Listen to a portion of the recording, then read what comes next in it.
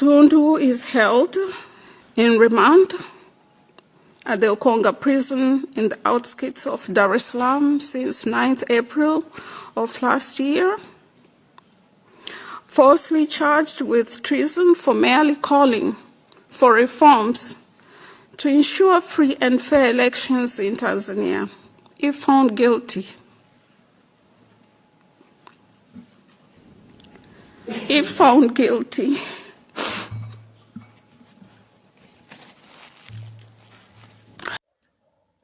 Karibu sana msikilizaji katika kituo chetu hichi.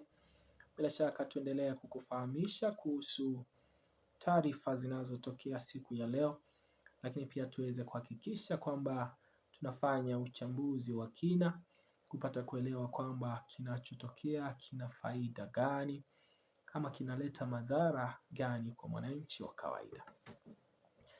Na msikilizaji, ninazo taarifa kuhusu mke wa Tundu Lissu ambaye amesafiri Ulaya na ameweza kuhojiwa katika bunge la Seneti ya Ulaya kuweza kusaidia uchunguzi wa kinachotokea nchini Tanzania.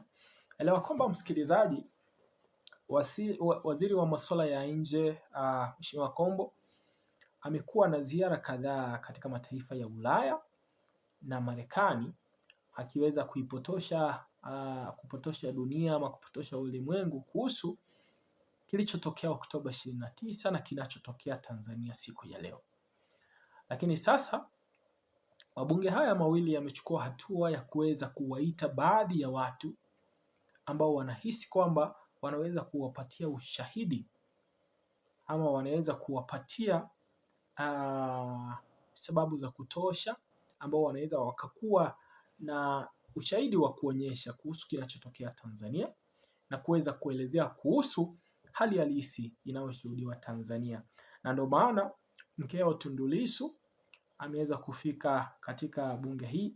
Elewa kwamba mkeo sasa, bwana yake Mheshimiwa Tundu Lissu ameweza kushikiliwa kwa makosa ya uhaini.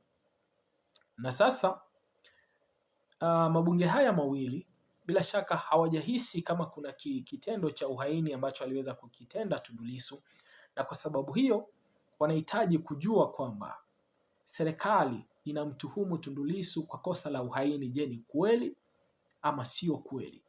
Na kwamba kuna sababu za kutosha za kuweza kuhakikisha kwamba Tundu Lissu anashtakiwa kuhusu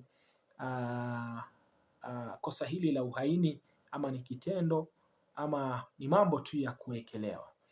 Lakini katika taarifa ambayo ninayo kuhusu mkeo Tundu Lissu ni kwamba leo amefika katika bunge hili la Ulaya na kuzungumza nao kuhusu kinachotokea nchini Tanzania kwa ufupi. Lakini hebu nikupeleke kwenye taarifa hii kisha tutaweza kuifanyia uchambuzi baadaye. Mke wa Tundu Lissu, msikilizaji, Bi Alicia Magabe aliweza kufika mbele ya kamati ya haki za binadamu Jumuiya ya Ulaya kufuatia wito wa kamati hiyo. Hivyo kamati hii ya Ulaya ambayo inazingatia haki za kibinadamu iliweza kumpa mwaliko Bi Alicia Magabe ambaye ni mke wa Tundu Lissu kuweza kufika kwenye kikao hicho. Inaendelea hivi taarifa hii. Alicia Magabe ameelezea mume wake. Bi Alicia Magabe amemwelezea mume wake kwa hisia kali sana jinsi ambavyo Mheshimiwa Lissu amekuwa ni mtu hodari wa kupigania haki za binadamu kwa maisha yake yote. Ameeleza amewahi kuwa mwanasheria na mtetezi wa haki za binadamu tangu akiwa na shahada yake ya kwanza ya sheria. Baadaye akawa mbunge na rais wa TLS na makamu mwenyekiti wa chama taifa ama chama Chadema taifa. Na sasa mwenyekiti wa chama cha Chadema taifa kuanzia mwaka wa 2017 tarehe 7 mwezi wa 9. Alimiminiwa risasi 36 na 16 zikaingia mwilini mwake. Tumekuwa wahanga sana hii familia kutokana na mapito anayoyapitia. Mwaka wa 2020 alirudi Tanzania kwenda kugombea urais. Baada ya uchaguzi mkuu kumalizika, ilibidi Tundu Lissu aondoke nchini na kurudi Ubelgiji kwa sababu ya usalama wake. Outskirts of Dar es Salaam since 9th April of last year, falsely charged with treason for merely calling for reforms to ensure free and fair elections in Tanzania. If found guilty,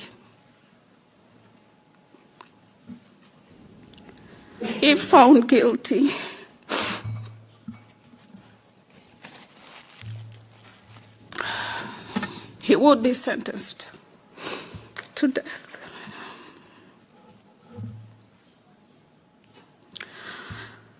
In the few minutes that I have with you today,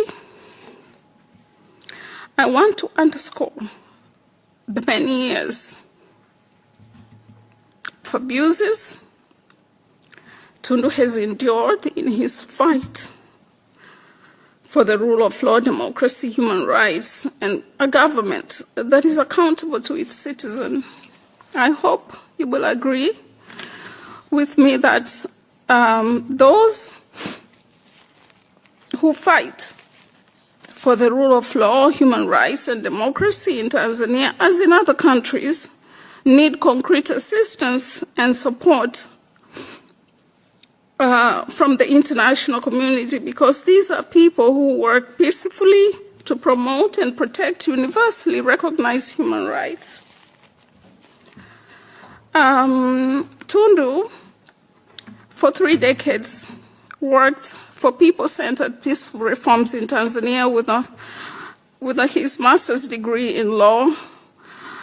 He became a senior advocate, a former president of the Tanzanian Bar, a former member of parliament for Singida East for nearly 10 years, a former vice chairman of Chadema, and presently the chairman of Chadema.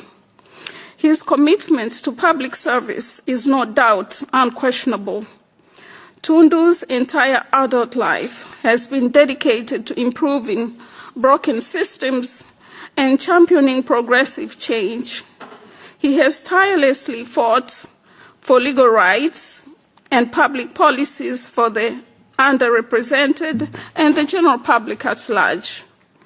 In 2017, his vocal opposition in Parliament to regime abuses of power resulted in every family's worst nightmare, assassination attempt.